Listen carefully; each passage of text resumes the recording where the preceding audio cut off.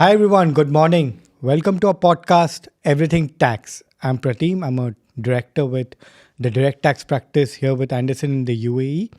Today is a very special episode. We have a special guest. She is a global tax head for a large multinational with trading operations in over 45 plus countries. She has around 22 years plus of experience, and she was a tax director in McKinsey and Company prior to her current role. She was also the head of tax in Shell for the UK and Europe regions. She's not new to the region. She was with PwC, MENA for close to a decade. It's not only tax about her, she's also a diversity and inclusive leader. Welcome, Divya, to our podcast. Happy to have you here. Thank you, Pratim. Thank you for having me. And what a lovely introduction. Thank you. I'm happy I could do justice for someone with such rich experience. And today, just for the audience, we are going to discuss place of effective management and how we tax folks call it poem. Uh, yeah, but it's anything but as easy to hear as a poem. But we're going to discuss, what are those points or aspects that tax authorities look at, how it could trigger, what organizations could do to manage the risks, and what are those, challenges, organizations face, while implementing, those some of those measures to manage those risks. So with that, Divya, let's get to the basics. Could you just, for the audience, what is poem? What does the law talk about in just Sure. layman's language? Yeah. Sure. Yeah. It's a poem everyone's singing nowadays in UAE. Yeah. So, very simple, I would say, very simply, poem is something people are going to be singing, hearing a long while now because UAE tax is Yeah. here to stay. Um, it literally means place of effective management. But it's a very tax concept, as we know, Yeah. Pradeep. So I think for our friends here and people in the audience who are actually non-tax people, it's it's a really new alien concept and something that's globally been prevalent. It's globally been existing for a while. OECD has advocated, principles around it, definitions around it. Developed countries have implemented it, but of course, for UAE as a whole, because the corporate tax law was recently, brought in 2022 through the federal tax decree. It's a very new concept within that. It simply really means it's defined under Article 11 and Clause 3B. Yeah. And of course, the federal tax decree also very cleverly, it has been put that they're not going to be executive regulations, by the way, Yeah. like other countries, but they're going to release cabinet decisions, which we are seeing month on month, which clarify both the implementation and the intention Yeah. of how the law needs to be done. So even recent cabinet decision 85, which came about, even in that in Article 3.2, they had clarified around it. So what is the mystery around place of effective management? Simply, it means even if you're not an entity, a jurisdiction person, which is set up in another foreign jurisdiction, so you are in another country, but you are effectively controlled or managed from the UAE, you are having a POEM, basically a place of effective management in the UAE. So there are several tests Yeah. and triggers. Yeah. We'll talk about that.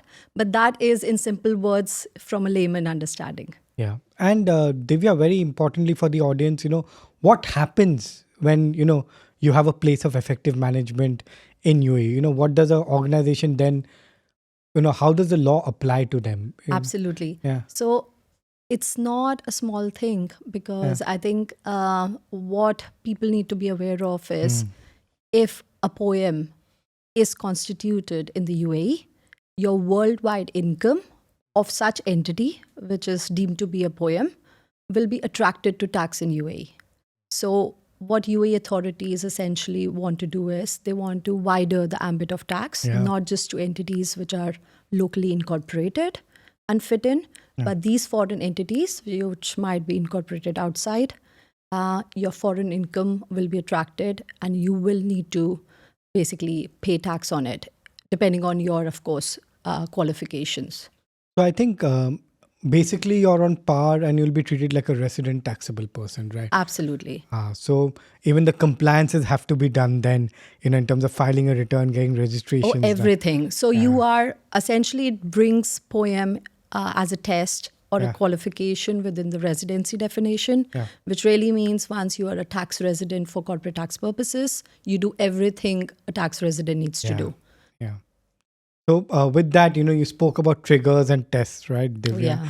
I think we've seen some sort of queries or audits or assessments in other jurisdictions. What are some of those triggers or tests that tax authorities sometimes look at, and what comes out of the UAE corporate tax law? I think what are those aspects that they may be looking at? Yeah.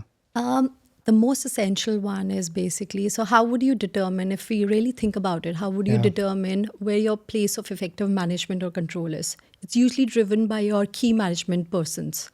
So again, it's if I use the abbreviation, you will hear this more often. Key management persons, they're fondly called KMP. These will be the people who are either your directors, your CEOs, your decision makers. They might be controlling shareholders and other stakeholders. So if these people will govern where the mind and the management of, operating your businesses. And we're not talking about day-to-day operations. We are really talking about the strategic, management decisions that are essential to run the organization or the company. Yeah. And I think, given how businesses are set up in GCC and how, we were having a discussion earlier, Yes. how the number of regional headquarters absolutely. here, in terms of impact, it seems. It gets tricky. It gets tricky. I think UAE has always been favored from the past decades as a regional headquarter place. We have seen a lot of organizations come and set up their key management persons here, or regional headquarters, some even global headquarters, especially for our groups and businesses which are homegrown from UAE or the region. It's been one of the most favorite destinations. Now, that makes it tricky because with this POEM concept being in place, that really means if your mind and management or your controlling is really from the UAE, irrespective of whichever place you might be legally set up in, that really means, we are bringing all that income to tax in the UAE. And it seems like a paradigm shift, from how businesses have operated in the past and to what might be required in the future. So with that, Divya, what are those, I think, what would businesses be looking at in terms of, managing this risk? What are some of the key points that businesses could look at in terms of, Yeah, I think the key over here is, so we're not trying to avoid a situation, but of course we need to assess the situation. And I think the challenge that most businesses, and being a person who's being at the consulting side and also in-house, I think the challenge we see most is because it's a very tax concept. And the business has grown, it spreads over, people, move, and people also, live where it's suitable from family, from, comfort perspective. And also, if you have established, and you need to assess where your base of this management or control is. And that really things like, where do your shareholders meet? Where do your directors live? Where do they hold meetings?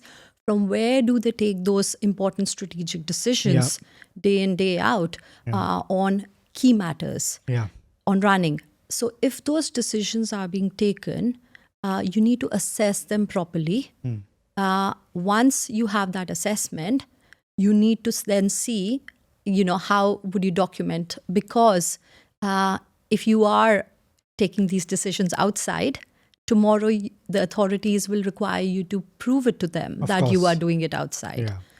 So I think in terms of just not documentation, aligning documentation with conduct is very, very critical. Totally. And this is why this might be quite a shift from how current business operations work. See, there's not going to be any one blue Yeah, litmus test. exactly. It's going to be facts and circumstances of each and every business. Yeah. You will have to really dig in to get to the details of where your key management persons are talking, meeting, deciding, living, a whole Exactly. combination of that. And also looking at what business the foreign companies also undertaking, and looking at the facts and seeing what Yeah. are those key managerial and commercial decisions for that subsidiary, right? Absolutely. And aligning it accordingly. It seems like a lot of work ahead Oh for my God. large Yeah. corporations, right? Yeah. So with this, Divya, sometimes I get this question as a consultant from my clients and other groups that, okay, Pratim, what we'll do is, we might have the central core team or senior management in UAE. We, we may have a poem in UAE. So, we'll just declare a poem, claim a credit of the taxes that we pay in the foreign country. Yeah. And, then it's a, no tax leakage scenario. Divya, what is your take on, from your experience, do you think this is, getting a foreign tax credit in such a scenario would be easy, difficult? Eh, Well, what you just described Yeah. would be, I would say, the idealistic fairy tale we all would like to have. Yeah. But the reality of the situation is, because this is not really a definition you fit in. You have Yeah. to really test with facts and circumstances. There's going to be a lot of back and forth. Yeah. Practically, if we talk about it, if we see, it's going to be really hard for any company to first determine, Yeah. because especially with truly global multinationals, you can actually be having management decision making in more than one jurisdiction, Exactly. not one. Yeah. Yeah. The real, it breaks down your, I would say, task Yeah. to then determine which out of these jurisdictions is the most predominant one, Yeah. where you most regularly, and most, I would say, aggressively, and you are taking those decisions. Yeah. And you have to separate out again the day to day and the strategic decisions, as we are saying. Yeah. So, looking at all this in combination, one, you're going to run into a couple of problems. Yeah. So, one is you probably end up having place of management in multiple jurisdictions. Yeah. Foreign tax credit is, of course, much, much later. We'll come to that. Yeah. You need to first determine where are you tax resident, Yeah. which means you're going to be dabbling between the definitions that exist in domestic law of those countries. You would be looking for treaty protection if a treaty Exactly. exists between UAE and that country. Yeah. And then we're going to put it all together to figure out how and where we actually conclude we have a residency. Yeah. And then the hardest task of all, and you and I know because we've been in practice for convincing the tax authorities. Exactly. How do you put that documentation in black and white to convince two authorities of competing jurisdictions that the revenue should go to one? Exactly. It's not going to be as simple. You might, so in practical terms, you might end up wanting to take the foreign tax credit you mentioned. Our clients would really want that. But you may end up actually paying tax twice and then trying to claim refunds or getting into protracted litigation or even other procedures to try to, get to a landing situation. I know cash can get stuck for years. Yeah. Because both countries would be like, this company is my resident. My resident. And the primary tax revenue should come to me. So Absolutely. huge practical challenges. I think, and what you mentioned key was the treaty, right? I think wherever there's a treaty, both countries would have to resolve. This company is a resident of which country? Treaty provides it. We'll not delve into this matter. I think that's a more complex matter, but I think it'll get into litigation, like you mentioned. Exactly. See, treaty can be a savior. Yeah. Definitely, because treaty definitions in past have defined certain tests of poems. So you will come to a tiebreaker eventually. But it's a long drawn process. And we all know from the work we have done over the past years of our experience, it takes, it's a whole process you have to line up to help clients get out of it. Yeah, I think some countries played the law very cleverly. Like if you look at India, their poem test is just, not just on directors, but they look at an active income test and passive income test. True. It's just not very strategic decision. So their law is more aligned. Okay, if you're in a tax haven, or if you're just, just it's just a shell entity, that's when they might potentially, catch you. But here, with the way the law is drafted in UAE, Yeah. it could be in most situations you could. More Yeah, situations. yeah, And FD has given some examples. yeah, And if we apply that in real life situation, they'll Yeah. be more often than not. yeah. So, We'll it's have to it's see. it's really it's going to be I would say tricky times ahead when it comes to poem. Yeah. Understanding the concept, applying it, but more practically dealing with it in practical terms with the authorities. So Divya, just closing comments on what businesses need to do. Just a summary as to where should they start and in terms of a way forward. Yeah, I think as a person who's in house, so I think the starting position is definitely doing a self reflection, internal reflection of where your facts are. So, really getting into the details of the facts. Yeah. Who are my directors of the company? Where are they sitting? Where are they living? Now, residency of directors is not whole and sole the criteria, but the way do they often meet? Is it documented? I think the emphasis will start coming on documentation because it's not very, I would say, it's not been a practice that Yeah. prevalent. Yeah. In UAE, the tolerance had been high. Yeah. But with the tax law coming, it has to bring some seriousness into it. So companies should think about that. And then, of course, understanding their whole big picture. And once they have assessed where the place of effective management is, I think they should really get down to properly putting that. So it should be, I would put it like, our documentation always should be tax audit ready. Yes, So exactly. you don't do that work in the future. You look at the facts of the present. If you're not tax audit ready, you're up for some surprises later for sure. So Divya, while we're ending our discussion on poem, something very important that you mentioned earlier. So my last question is not tax related, Okay. maybe bit related, but you mentioned, as a head of taxation of a large multinational, just coming to, UAE, VAT was implemented around 5 years back. ESR regulations came in. Now corporate tax law is coming in. This is becoming a full-fledged, tax jurisdiction now, Yeah. UAE, right? And, just wanted, in terms of, I've always been in the consulting side. But, you have experience from both consulting and the industry. So just wanted to understand in terms of, what does a global head of tax do? And why is it important for organizations, to have a global tax head, and, what kind of risks are managed, and, what does a day-to-day job look like basically? And Sure. yeah. Okay. So yeah, as you rightly said, I have done the consultancy and Yeah. then done the whole 360 degrees to come back into the industry. Look, the job of a tax head, and I will not talk about global. Global is a very wide Yeah, term. yeah. Yeah, but narrowing down to the region or a regional tax head or even UAE specific, there's a lot of work that's entailed. One, I think just preparing the company, internal, external stakeholders. I would say the education part of it, that making them understand tax in very layman terms.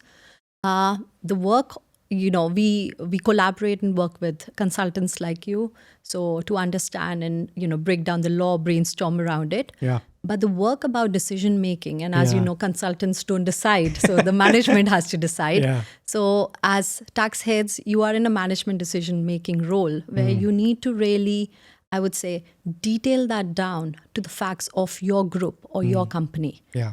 And the work has really just begun. It's Yeah. not just if people are thinking it's really about corporate tax registration and, just managing or filling a form. It's not that. You and I know Yeah. UAE has actually committed to the minimum global tax. Exactly. So yeah. we are, all this is also underlying that, this is just the first step. This is the baby step. So there is a long journey ahead. Yeah. That means it's actually looking at the big picture. Yeah. Understanding not only your compliance, but your decision making around it, putting it to real test in terms of business, making people understand the implications of what they do, how they do, maybe also regularizing the future of how business needs to be conducted, because you need to stay compliant Yeah. and you need to stay right. Yeah. So that would be the aim of tax heads to deliver. So there's just a lot. And trust me, it's like almost a non-stop job right now we are in. Yeah, and very right. In terms of the risks can come from anywhere, right? And with corporate tax law, it's just not your jurisdictional law. It could come from another country. It could come from international tax, Anywhere. Yeah. anywhere. So Yeah. it can get a lot, and taking those decisions needs to be a very informed decision. Right? Absolutely. That's why I think the task that I have and the task we do together collaboratively, so consultants, advisors, and tax heads all are important in this picture to help companies navigate, whether it's UAE based companies, regional companies, more importantly, them because they've never experienced taxes. Yeah. And of course, multinationals with footprint here Yeah. to understand how to navigate the region. Thank you, Divya. And I think, sadly, we have to end this podcast now, but it was lovely chatting with you. I Same think here. it was a very, I think, informative discussion. And, in terms of, I think there's a long road ahead for organization and businesses when it comes to POEM. Absolutely. Yeah, but, I think I'm sure that businesses have more of an idea now. And thank you for joining us, Divya. Thank you for having me, Pratim, and look forward to further chats. It's always good to brainstorm on tax. Thank you, everyone. Thanks. Thank you for joining us. Thank you. And do look out for our future podcasts as well.